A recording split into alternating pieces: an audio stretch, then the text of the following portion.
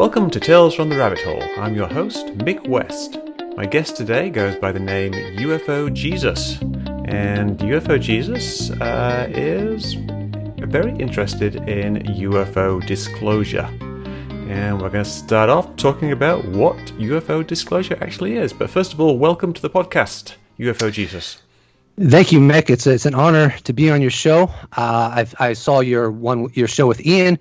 I saw your show with Nick Pope, and I think you ask good questions and keep the show engaging, and I think you have a knack for interviewing people. That said, when you refer to me, I ask very kindly that you say UFO Jesus, because that's the proper way to reference my name going forward. Interesting. Well, that's not the way I was brought up, but I will give it a go.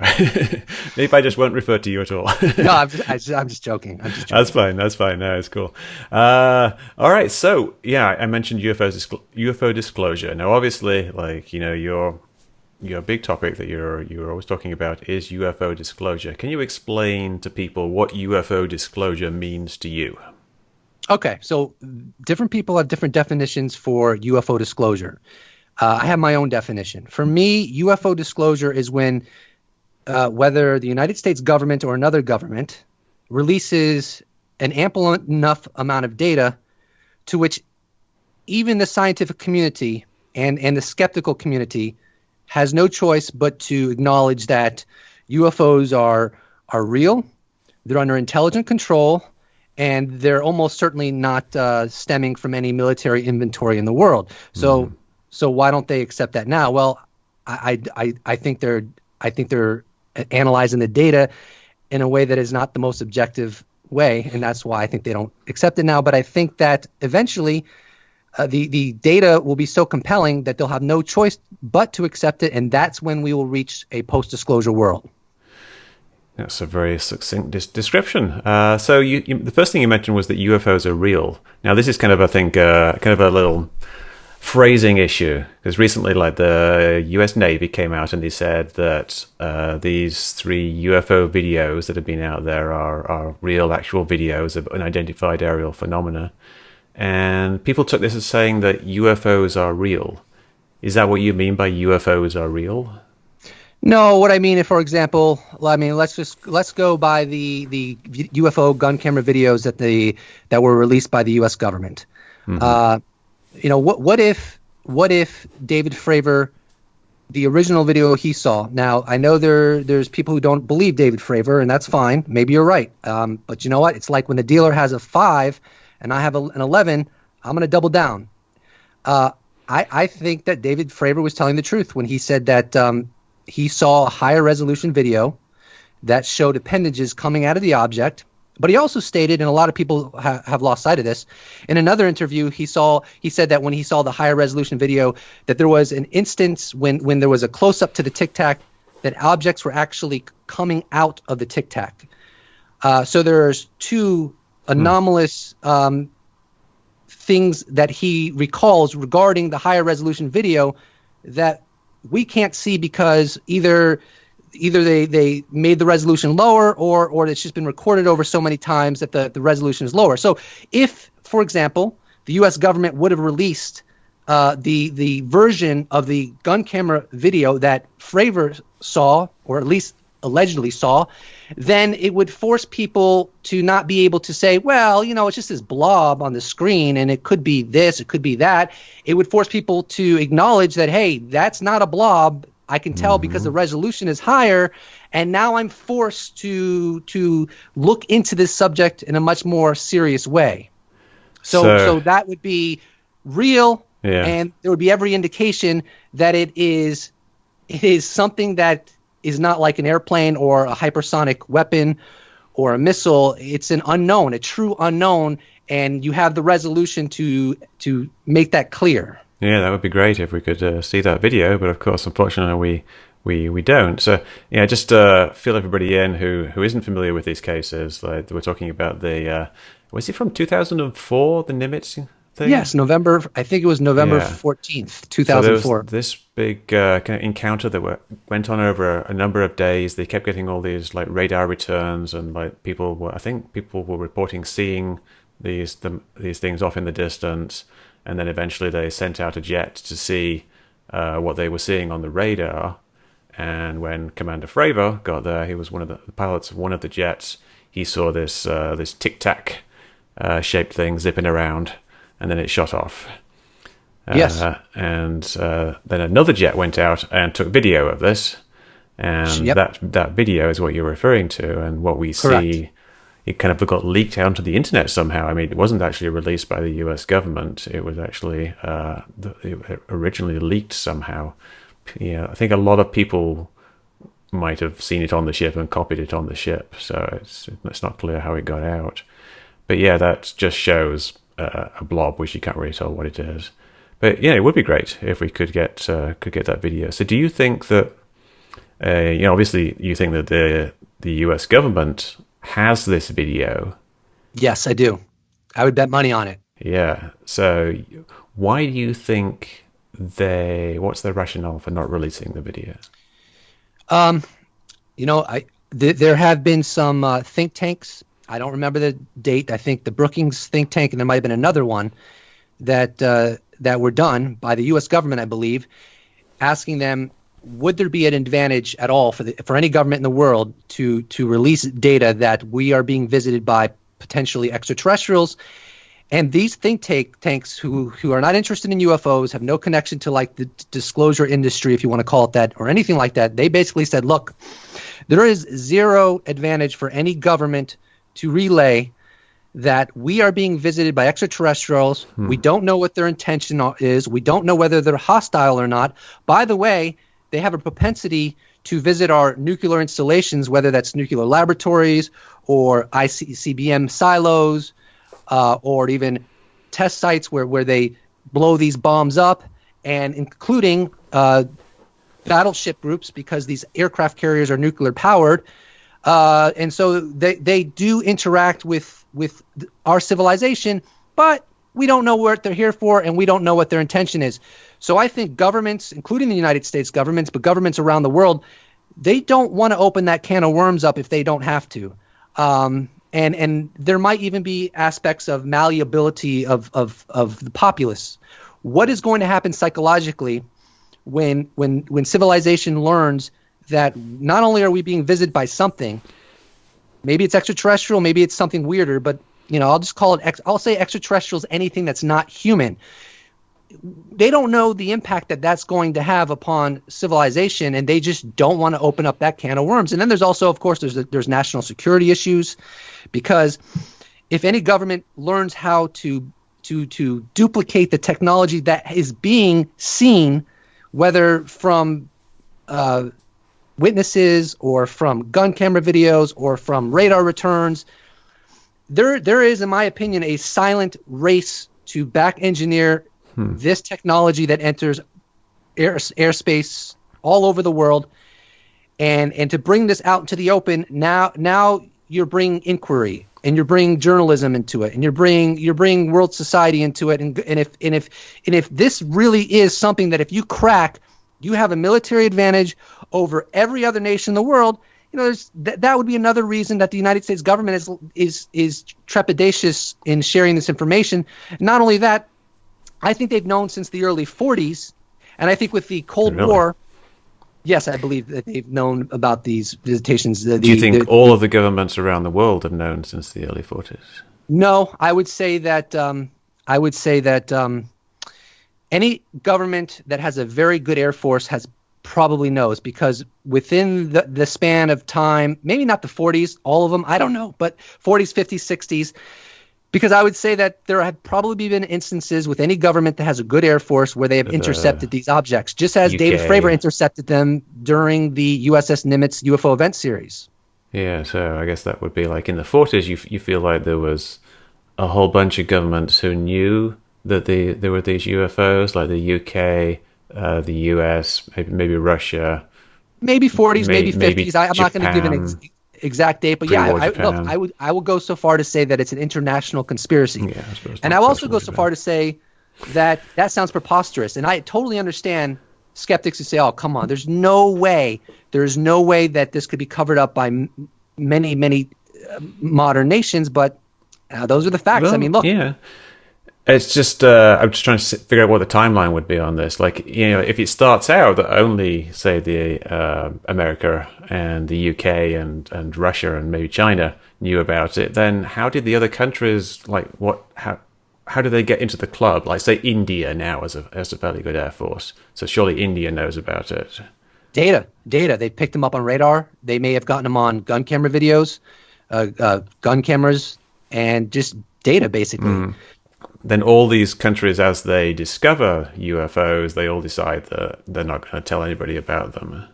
Correct, but you have to realize it's built into human psychology that they don't want to share it because, like I said, because there's Mick. Let me ask you, what advantage do governments have? Now, let me finish my question. What advantage do governments have if they know we're being visited by an extraterrestrial race or races who have vehicles that may not be a threat, but if they wanted to, they could easily be a threat. They could take out every military in the world. We don't collectively know what their intention is. We don't know whether they're hostile or not. Just because they haven't blown up a aircraft carrier doesn't mean that something may not happen in the future. And do you really want civilization to have mass hysteria about it? What if the many instances where witnesses that worked at nuclear installations, security guards of nuclear installations, launch officers at nuclear installations. I mean, there is a hugely disproportional amount of sightings that have happened at nuclear laboratories, nuclear silo installations, places where they detonate these missiles that has no parallel. That's a fact. Now, we can debate all day long whether it's hallucinations or they're lying or whatever, but there is good luck making an argument that there's just as many UFO sightings at car factories and candy factories and this place and that place. I don't really know the statistics on that, but there's no correlation. And so putting that all into one place, what is the advantage for any government in the world to tell civilization that we're being visited, but we don't know what they're here for? I could think of one advantage was that government would get to be first. They get to be the people who reveal to the world. They get to be the government that actually tells anybody. Like if it's a country like, I don't know, Japan, say, or even China, they get to tell everybody. And they would actually get to tell them that everybody else has been covering it up, because you've kind of got all these things, all these separate governments now, and they're all covering up aliens in their own way, and I guess they're not really cooperating. You don't think there's a worldwide conspiracy to do this? Because that wouldn't really work. I don't know if they're cooperating, but I just don't think they want to bring that information into the public discourse. So what would be the disadvantage? Can you think of any disadvantages? So obviously you're right. So like if China was the first nation to do it, they would have a legacy like no other legacy, and that would probably harm the interests of the United States. But can you think of any downside for say China or Russia disclosing? I don't. I mean, people talk about like there being mass panic and things like that, but I mean, would there really be? Because most people think that UFOs are real. I don't think so, but I think governments tend to be paranoid too, and they come up with all these possibilities that might happen. Are they likely to happen? Who knows? But I think they tend to be paranoid.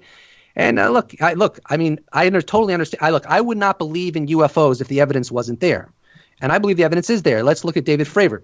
When the intercept happened in 2004, David Fravor had 16 years of experience as a pilot. He's a Top Gun graduate. At the time of the intercept, he had 3,600 flight hours.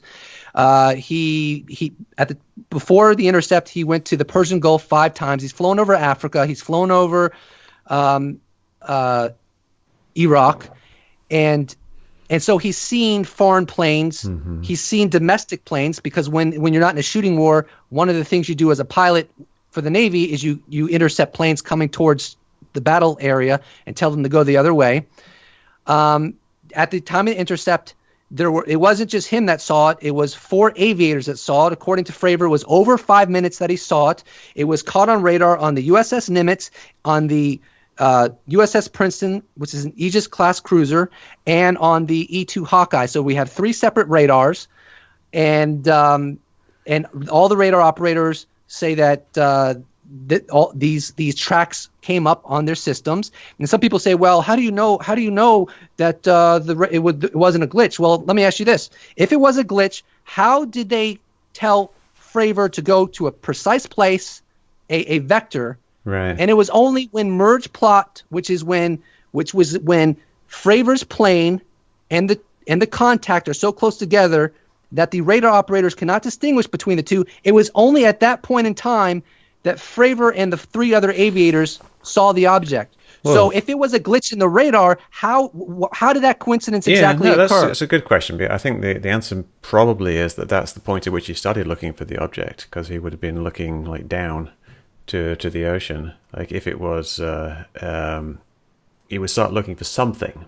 And because he had this heightened sense of like actually expecting something to be there, when he did see something, well, no matter what it was, I mean, it's hard to tell if it was the same thing, then he fixated on that one thing. The problem is it's very difficult to tell like with these things, because we're really relying very, very much so on these eyewitness accounts.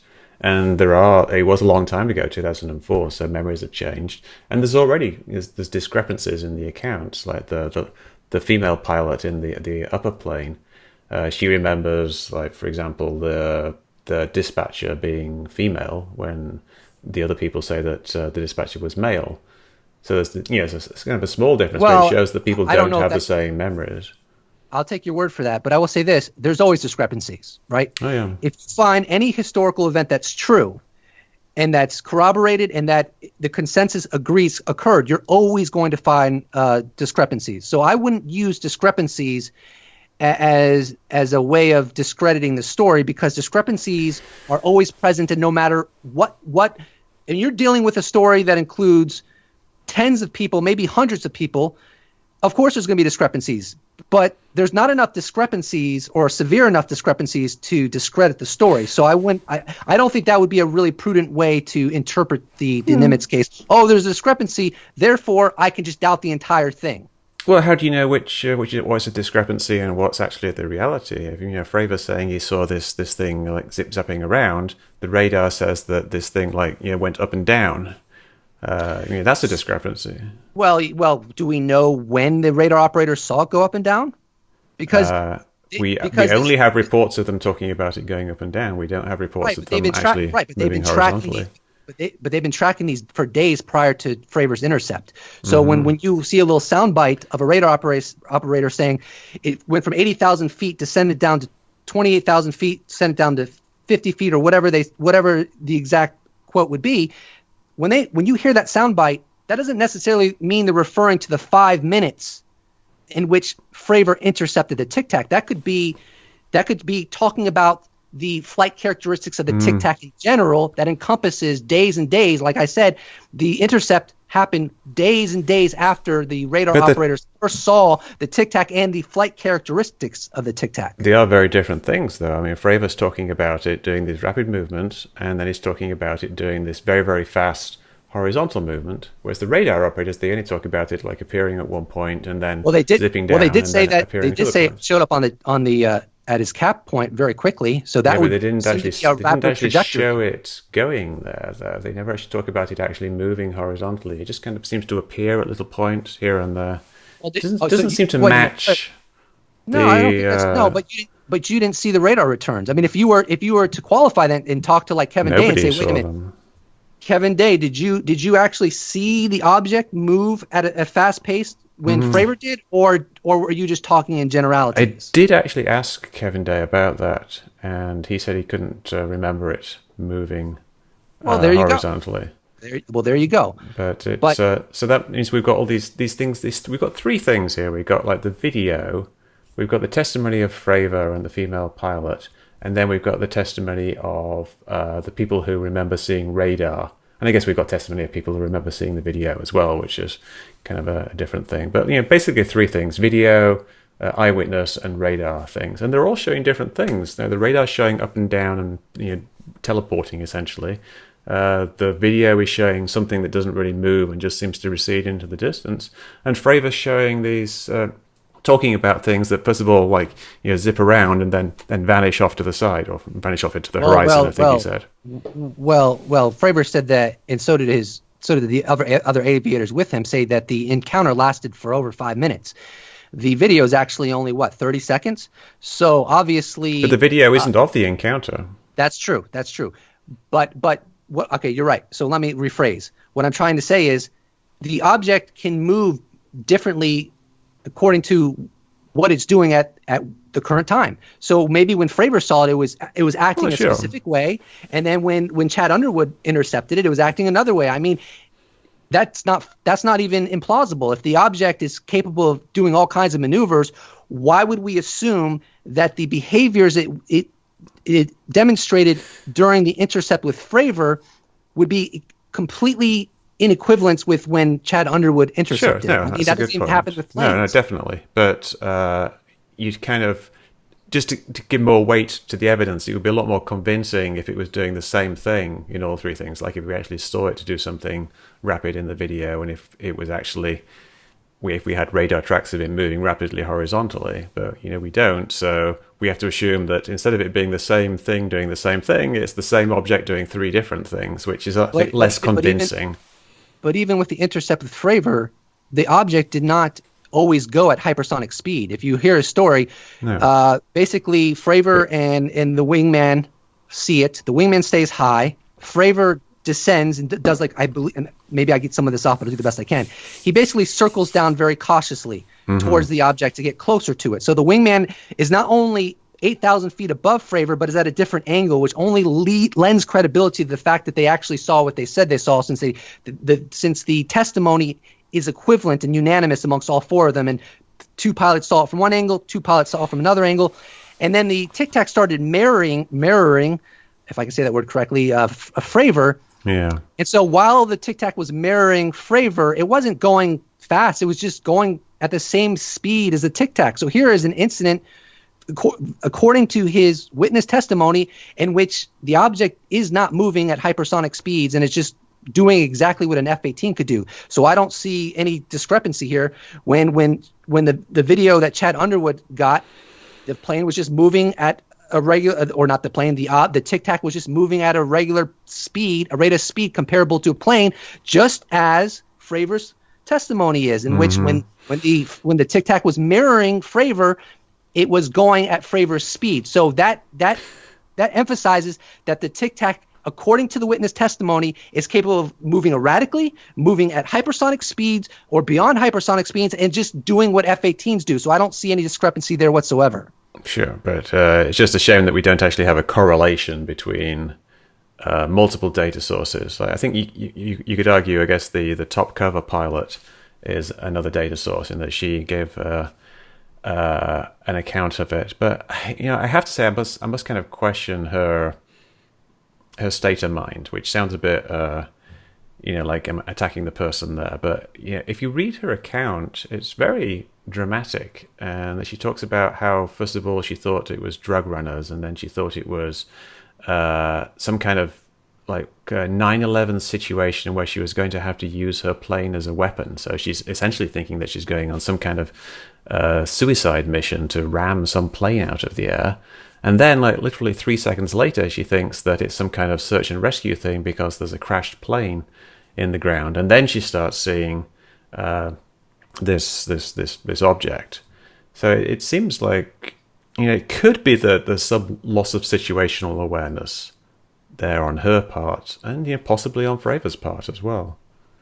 That is possible. I'm not persuaded by it, but I want to ask you a question, Mick. Two questions to be exact. Sure. Number one, what is your best hypothesis on what the Tic-Tac or what the object was that Fravor, his WSO, and the two other aviators that saw the object was? And number two, what are the odds? You could say, what are the odds that this is coming from an extraterrestrial source?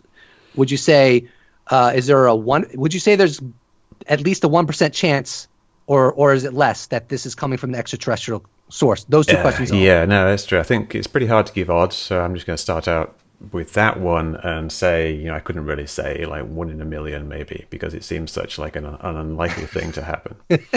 But like my best guess as to what he saw, it's very hard to say. Like I think he might have seen multiple things. Like he might have seen, like, you know, he thinks he's seeing a white object. So, you know, white object's pretty featureless. So, like, you know, any white object in the distance looks, you know, the same as another white object if it's moving slowly, especially if it's like really far away and it's, you know, difficult to make out. So he might have been confusing multiple objects. Like he starts out seeing this disturbance in the ocean, like this, like you know, fish feeding or something like that, like a big kind of bubbling. So he could have been looking down and perhaps, I don't know, like he just saw something that was floating in the water.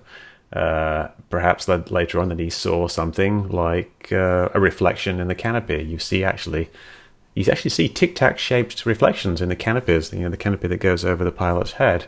Because there's some circular things within the cockpit, and when the sun hits them just right, you get these reflections, which are kind of shaped, you know, like this. And, you know, and I hate to bring it up, but there would have been seagulls there.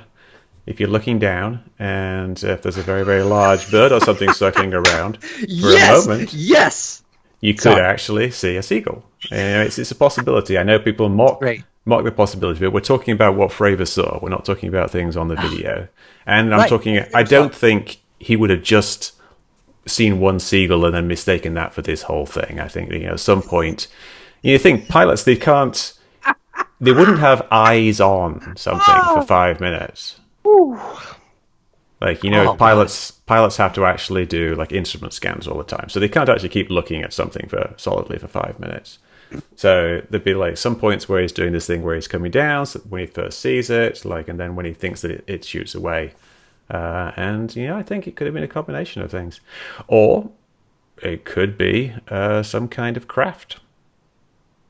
Yeah. Okay. Well, I mean, and, you know, I think what you think is extremely unlikely, but you know what? I mean, I think you're being totally honest and you're giving your best objective assessment. So I don't fault you for it, but you know, it being a reflection or something far away, just I mean, he's in an F-18 Hornet. They can go like 1,100 miles an hour.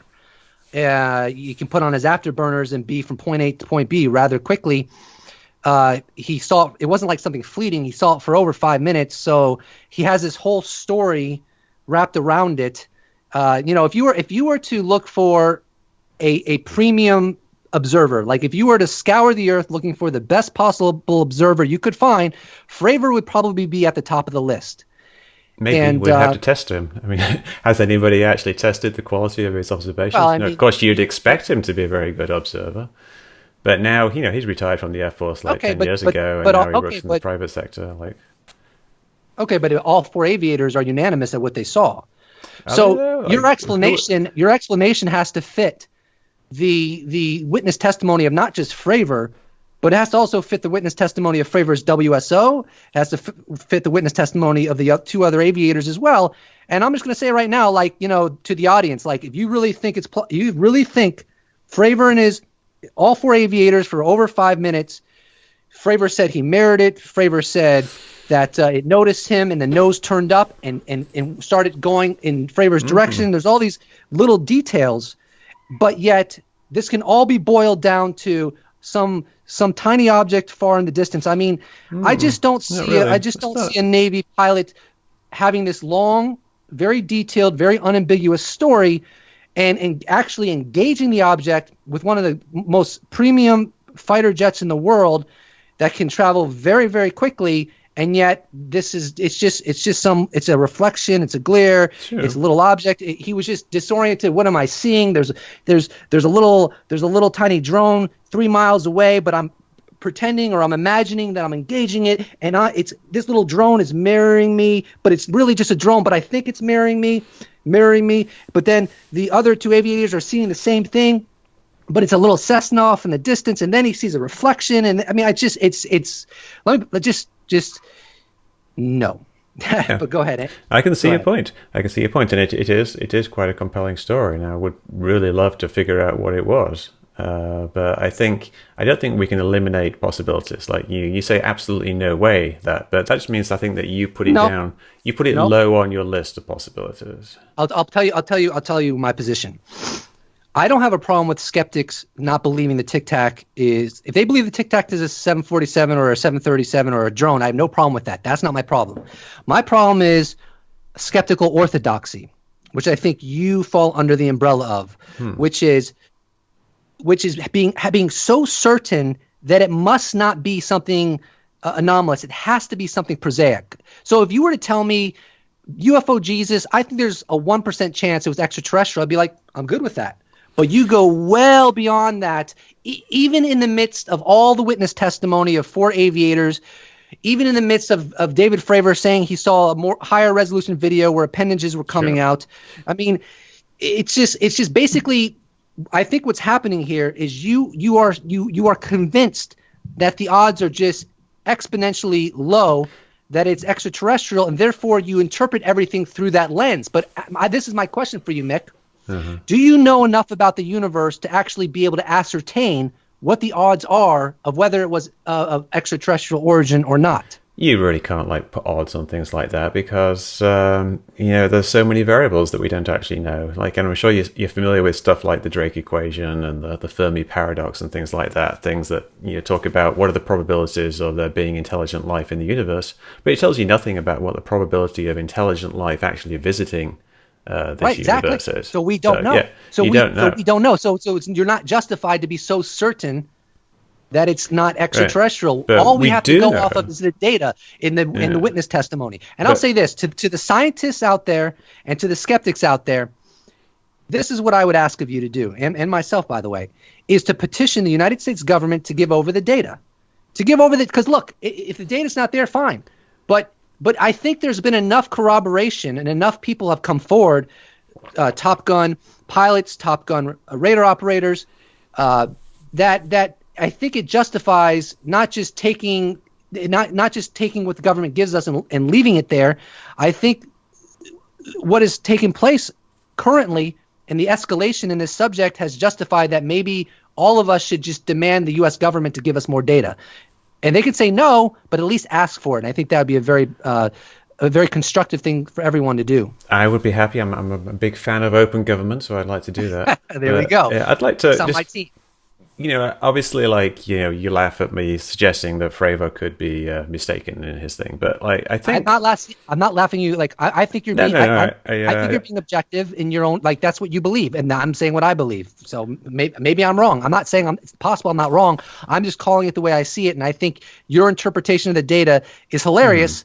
But who knows? Maybe you're right. There's a few of the crazy reasons why. Lunatic conspiracy theorist, everyone. I mean, I'm UFO Jesus. What do I know? No, I'm not saying that at all. But there's a couple of points I want to bring up about that, like why I think that. One of which is that it happened in 2004. Why didn't Fravor ever draw a diagram of what he saw? I don't know. Why is that so? A diagram right after it took place? You mean? No, at any time. He's never, to my knowledge, drawn a diagram of what he saw. He can say, I was here and it did this. It gives a verbal description. Now, if we had little diagrams, we could actually start to try to correlate all the different recollections. We've got the female pilot at the top, and we've got Fravor down below. She says some things. Now, in her report that with her interview with Elizondo, it actually says in the report that she drew a diagram of that encounter. Where is that diagram? Why didn't they show that diagram? If we want to try to correlate eyewitness recollections, have them all draw diagrams of what they saw and see if what they recall happening actually matches. Fravor's just told this story over and over again. Why can't he actually describe what he saw from his point of view? Where was it exactly in the cockpit? Were you looking down? We don't know, how do you actually see something if it's just this 30-foot wide thing and you're above this boiling water or whatever? It doesn't really seem to make sense as to how he could actually see it. And the female pilot describes it zipping across the area of disturbance, but that doesn't really make sense either when you actually kind of figure out where she is. She's up at 20,000 feet or something, and then this is supposedly at 5,000 feet, and it's moving over an area that she described as being about, I think, 100 feet, and it was only 30 feet wide, so it would, it zipping over this area wouldn't really make sense. But if you could actually have these people draw diagrams of these things, we could try to see, what's the actual 3D reconstruction of this. Now, that people have tried to do 3D reconstructions. I think there's Dave Beatty did one, and the Nimitz Encounters on YouTube. Check it out. Yeah, but didn't Fravor call it like a cartoon and say it should have been taken down? He did. So, I mean, what was wrong with it? What actually was the 3D position of everything in his thing, and why can't it be reconstructed from what he said? Is his description actually a good description of what happened, and what's the difference? So I have all these problems with it. Well, I mean, I don't think that compromises the likelihood he's telling the truth. But on the other hand, yes, it would be helpful if he drew a diagram of it. I agree with that. Yeah, but if everybody gives different diagrams, would that change your opinion? You mean like all the aviators? Yeah. If there was a consistency between them, no. If they were completely different, yes. I mean, because I would imagine that the diagrams would just be a representation of what they said took place. Yeah, so I don't see why they would be so different from what they've already stated on the record. Yeah, so my hypothesis obviously would be that they did all kind of see different things because they were all looking out, and there's lots of white things in the air. Obviously, we laugh about seagulls because there's these memes about seagulls being UFOs and weather balloons, obviously. But there are white things, and so describing something as like a white Tic-Tac shaped thing kind of encompasses a whole bunch of possibilities. So I really would like to actually talk to the various people. I actually emailed the female pilot asking her to talk to me, but she never responded. Mm-hmm. And I haven't emailed Fravor, but I don't have his email address. But it's an open invitation to anybody, any of the 4 people who actually saw this encounter up close, to why don't we work and try to figure out if everybody saw the same thing, and what was the actual 3D path of this object based on your recollection. What was wrong with Dave's reconstruction? So that would be a good thing to do. And I'm not. I do put the UFO hypothesis very low. Partly because I think the description of it that we're talking about here is that it has this hypersonic velocity component. It moves from 28,000 feet to 50 feet in 500 feet in 0.15 seconds or something like that. Something ridiculous. Would less than a second. Yeah, do 100 Gs basically. Yeah, and I think if that type of thing actually existed, it would. Well, for a start, it would have given a much bigger bang when it actually happened. It would have been an incredibly loud thing to happen, unless it has some kind of magic way of dealing with that, which, of course, who knows. But essentially, these are appeals to magic, which is kind of like a thing all skeptics don't like. I understand that, but I would disagree. High technology. I think that first of all, so the universe is how old is the universe? I'm drawing a blank. It's 16 billion, I think. Okay, 16 billion years old. Earth is 4.5 billion years old. So if there's let's say there's I think 200 to 400 million stars in the Milky Way. There's an estimated 100 billion planets in the Milky Way, and there's an estimated 50 million planets that can sustain life. So out of those 50 million planets, if just one of those planets had the building blocks of life and evolution started developing, let's say 500,000 years prior to when evolution started on Earth, that would mean there would be a civilization that has been doing science and has been technological for 500,000 years more than planet Earth. So I don't see, potentially. So I don't see why we should doubt the potentiality for civilizations that's been around for hundreds of thousands of years longer than us to do things that don't make sense to our current understanding of physics. So I don't really see that as a big obstacle the way that you do. Well, have you done the math though? When you say you think it's probable, have you actually worked out a probability? Would you say how often would you expect aliens to visit Earth?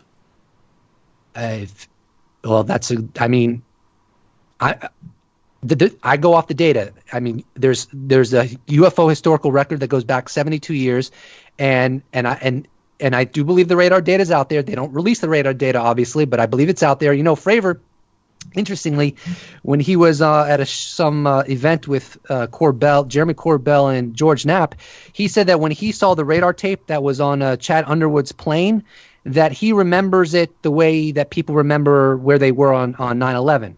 Because that's interesting though, because a lot of people remember that incorrectly. When you actually, it's a classic case in false memory syndrome, and if you ask people where they were on 9/11, a good percentage of them, I think at least 10% of them, will actually misremember it. And they've done studies in this, and you can actually go back and like say, where were you on 9/11? And say, oh, I remember it as clear as day. I was watching it on TV. Or people will say things like, people say things like, even like, I saw the first plane hit the tower on TV when it was never on TV, because they think they remember it. But people saying things that they remember things like 9/11, they're actually kind of a red flag. Something is burned in your memory. It doesn't mean that you remember it really well. It means that you've kind of gone over it and you've re-remembered it and cemented it and perhaps added new memories to it. It's a real thing. Okay, well, look, anything's possible. I'm not saying it's not possible you misremembered it, but I wouldn't place my bet there if it was me.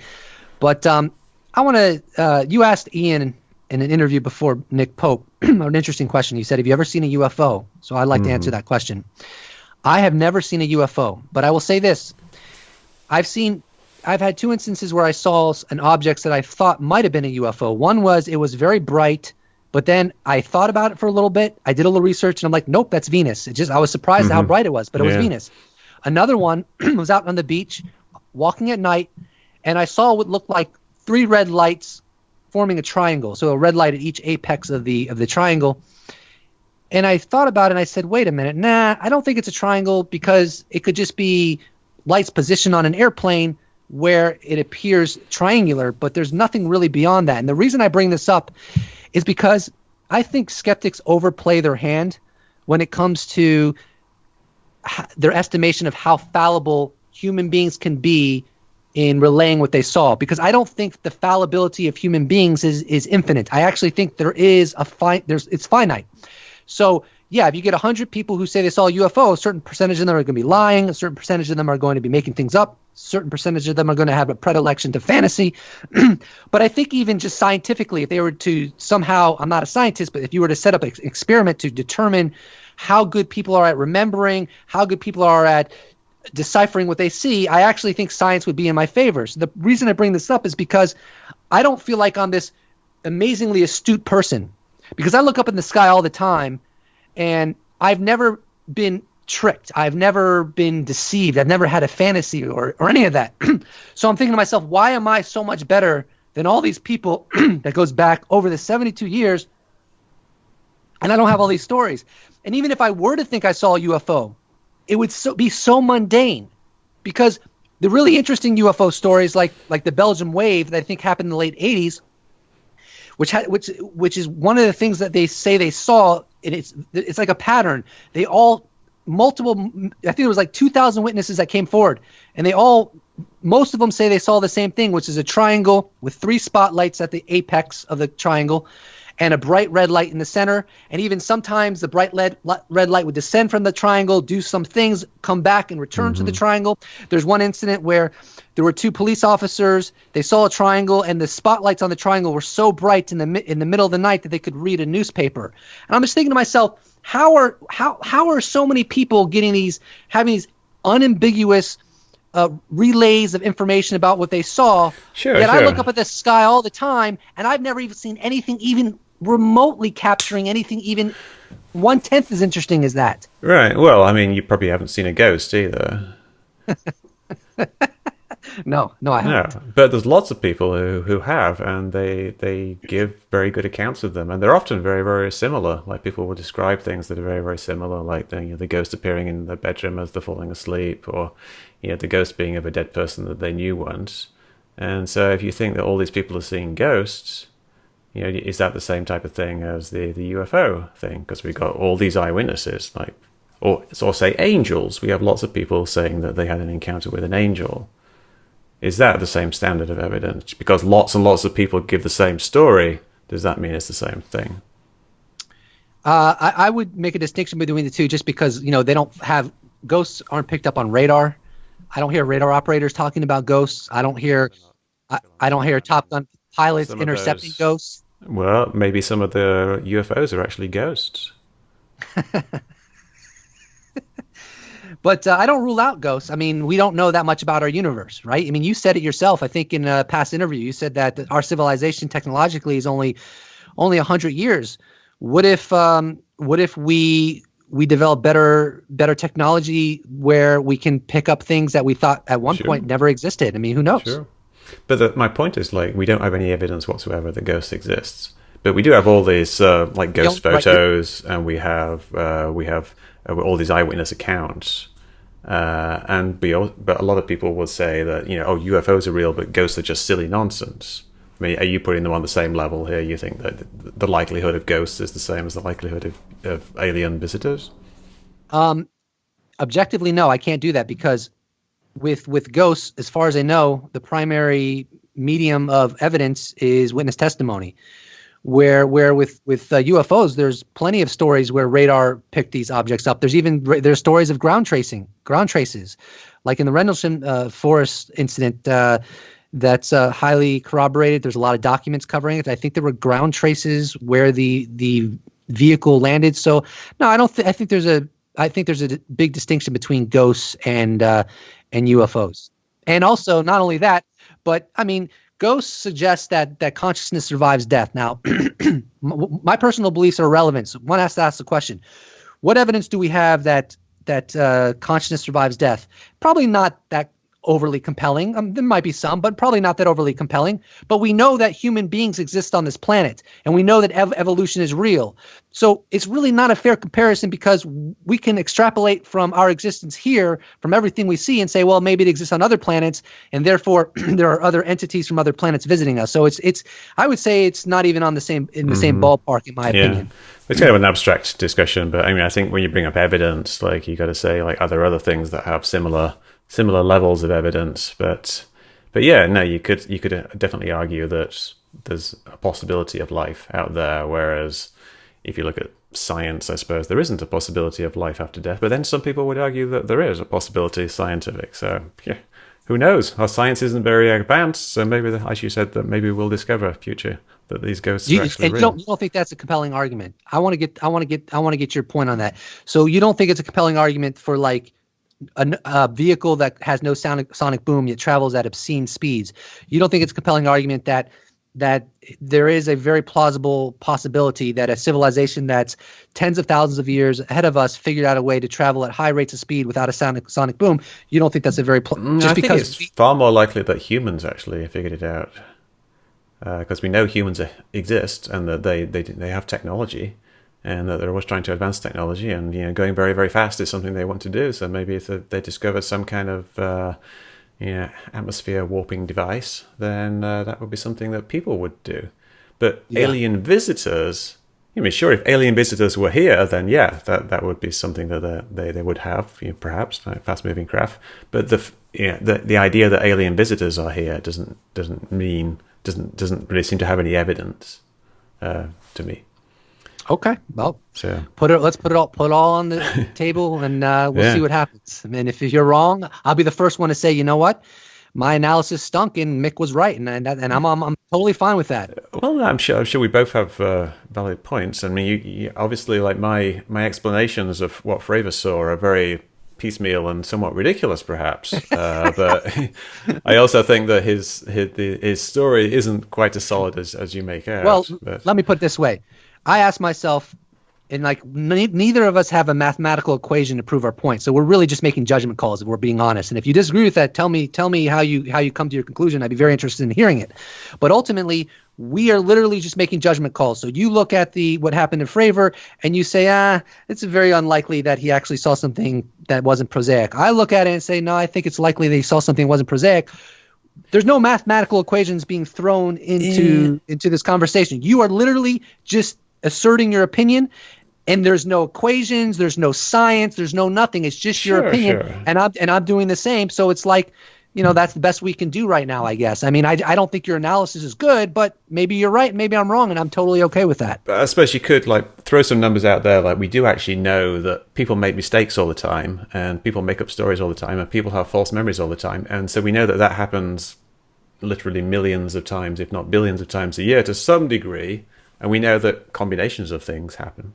And occasionally these combinations of things line up. So we know occasionally there's going to be this situation where two people think they saw the same thing even though they didn't. That will inevitably happen at some point, and perhaps it happens all the time. I think that's something where you could say that the law of large numbers means that extraordinary things eventually happened. Maybe this was just an extraordinary set of coincidences, because this is just the one really good example that we have. It seems very unlikely, because it was very unlikely that he would happen to, his line of sight would fall on this particularly large seagull and then a reflection in his canopy. Sounds ridiculous, but ridiculous things happen. Somebody wins the lottery every year. There's lots of lotteries every year, and someone gets these 100 million to 1 odds, and they actually win it. So extraordinary things are bound to happen all the time. This might have been just one of the more extraordinary ones. Well, I'll just say this: if ridiculous and extraordinary things happen all the time, it's interesting how they have this manifestation happens to love UFOs, because it seems to happen all the time with witness testimony and UFOs. I'm kind of surprised that people aren't seeing monsters and all kinds Bigfoot. of weird creatures. Sure, Bigfoot, but Bigfoot's like okay, not UFOs are seen, I would say, much more often than Bigfoot Really? is. Have you checked that? Because there's quite a few reports of Bigfoot. There's Bigfoot sightings in every state in the country, including Florida. Like, every single state has a Bigfoot sighting. So it's not like just like this couple of guys. There's actually lots and lots of Bigfoot sightings, and I'm sure, I don't know what the actual numbers are, but a lot of people will laugh at Bigfoot and say there's no evidence, but there's also tens of thousands of sightings of Bigfoot. So I want to ask you this, Mick. So if it comes a point where the U.S. government and other governments start releasing so much data that we know there's no longer a debate about UFOs, that they're under intelligent control, they're not from any military inventory in the world, and that's proven, and to your satisfaction, will you reevaluate witness testimony when it comes to UFOs in the past? In other words, will you look at the historical record of going back 72 years and start to see and start to maybe assess, witness, corroborate it? Not just one guy who was in the forest and drank too many beers, but corroborate witness testimony. Will you assess it differently in light of governments giving you enough evidence so that now whoa, UFOs are real? Yeah, I think what you would do then is you would look to see those individual cases of recollections and see, does that match what the information that we have now? Like, if the government says that, oh yes, we admit that there are, whatever, like the craft that can move at Mach 10 or 200 Gs or something like that. Does that information corroborate, whatever these people are talking about? Like, if eyewitnesses are saying, I saw this thing move at 1,000 miles an hour or whatever, then these things would match. So perhaps. So if the U.S. government showed like one of the crafts these extraterrestrials used were like triangles with 3 spotlights and a red light in the center, that would be great. Then when you heard other witnesses going back 72 years relaying that same architecture, then you would give more credibility to that if you knew that was one of the vehicles extraterrestrials worked. Do you agree with that? Yeah, sure. Okay, cool. I think that particular thing, the triangles with the red light in the middle, it's very like a plane. I mean, you must admit that it's a common configuration that planes will have some kind of triangle of lights, and they have a red one in the middle, and you see it all the time. I'm sure you've seen it. Generally, they look pretty small in the sky, but I would be on board with you if there wasn't so many incidents where it was highly corroborated, and police officers and people that are credible are all seeing the same thing. If that wasn't part of the equation, I'd be on board with you, and you're like, these are one-offs. I would be on board with you if there were some, say, time-lapse photographs. Why don't people take, sure, it's difficult to take a photograph of the sky, but if there's something moving that's got like 3 white lights and 1 red light, and you got to do is take a long exposure, and you get 3 white and 1 red streaks across the sky. It seems like if there's all these thousands of sightings of this same thing, by now someone would have taken at least a shaky photograph. I suppose there are maybe they have. Yeah, and but skeptics have looked at it and said, no, this is not just in the same way that they look at the FLIR 1 video. Maybe they just have the same sort of assessment. Oh no, this is not a real photo. I'll tell you why, X, Y, Z. Now, I would say this: if it gets, here's another question I have for you, Mick. If it gets proven to your satisfaction, and it just becomes the consensus of rational people everywhere that the object that was videotaped with the FLIR 1 video and the object that was videotaped with the gimbal video, those are unidentified and not from any military inventory in the world, that becomes a consensus. Will you reassess maybe that you in this, let me put it this way, will you conclude that in the same way you say that all these witnesses, like people win the lottery and ridiculous things happen all the time, maybe could it be that another ridiculous thing that happened was that you were convinced by looking at the 3 videos that was released by the Navy, and yet even with all of your arguments that from your standpoint are compelling, they actually ended up not really being relevant to the truth. Will you make that realization if that happens? Ooh, I'm not sure I really follow your logic there. So in other words, if the gimbal video and the FLIR 1 video end up getting proven to display something that's not coming from any military inventory in the world, and maybe extraterrestrial, if that gets proven, will you reassess your capabilities at analyzing video data? Sure, but I'm always doing that. And I think it would actually depend on how it was proven. Because if it's proven in a way that shows that I was wrong, I would be very, very interested in that. And so I would obviously have to figure out what I did wrong. My background is I'm a game programmer. And game programmers spend a lot of time, if not like more than half their time, debugging their games. So you're playing the game like, the guy like walks through a wall or something, and you have to figure out why that happened. So my brain has been hardwired over the last 30 years to figure out why something happened. And so that's why I'm really interested in looking at these UFO videos and figuring out what's going on. And if someone was to say, now we have proof that's generally accepted that this gimbal video actually shows a flying saucer on its side, then I would be like, well, show me this. I want to see what this is. And I would be really, really interested in figuring out what it actually was and hearing more evidence. And I believe that, because I do think you're pursuing the truth. I think you're pursuing the truth the best you can. And like I said, if you end up being right and I'm wrong, great. I'll buy you dinner. We shall see. Don't we have a bet on? Yes, we do. Yes. We do have a bet. The bet is that I bet at you was that it was a while ago. So I think there's like 3 years and maybe 1 month remaining. I betted you that there would be a head of state either from I don't know what like we G8 and China.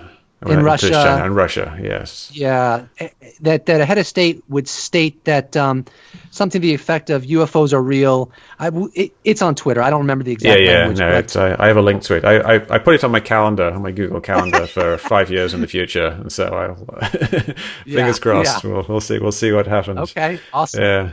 Yeah, but I think it's got to be something more than just simply saying this video is real type real. It's got to be actually like you were saying earlier, that there's real evidence that it's it's not human or whatever, not normal technology. Right. All right. Well, this has been very interesting. I do it before we? Sure. Before I want to make a prophecy, if you don't mind. No, that's why you use your namesake's powers. My name is UFO Jesus, and I have a 6-part prophecy. Whoa. Number 1, we will have disclosure within 6 years. Number 2, within the next couple years, new UFO programs will come to light, and it will be established that ATIP was not the first UFO program, or it was not the only UFO program within the United States government, and that these new UFO programs were much more well-funded than ATIP. Number 3, more evidence will be released that increases the odds that some UFOs are not from here. And number 4, there will be an escalation in the media that's going to continue with UFOs meandering into the mainstream. So this is not going to fizzle out. UFOs are going to be, so the president has been briefed, the Navy has admitted UFOs are real, Congress has been briefed. That's only the beginning. It's going to continue to escalate into the coming years. Number 5, many books will be written about how skeptics and scientists approached the UFO issue, had a lot to be desired, and I'm putting that nicely. And number 6, disclosure will lead to many scientific breakthroughs that will significantly help humankind. Those are my 6 prophecies on Mick West's amazing podcast, and I just wanted to put that out there. Thank you very much. No, that's great. That's great. You actually finished that exactly on 1 hour. So I must admit to being a bit of a doubting Thomas when it comes to your prophecies, but of course, what is okay? I want to get this. What's the likelihood that any of my prophecies will come to pass? I would put a lot of money against it. All right. I think perhaps one with the more UFO programs. That's entirely plausible. That's because obviously the Navy wants to figure out what these UFOs are. If there are if things are going into their airspace and there's a problem. So at least one of your prophecies will come true, I think. Okay. All right. But, great. Not all of them. I would bet, I don't know, 100 to 1 against. Okay. All right. Right. Well, thank you very much. Is people can see you on YouTube on UFO Jesus? Just look for UFO Jesus or Post Disclosure World. Either do a search on YouTube for either of them, and I'll pop up. And I thank you for subscribing to my channel. All right. Great. Well, thank you very much. It's been a very interesting discussion. Thanks a lot, Mick. It was fun.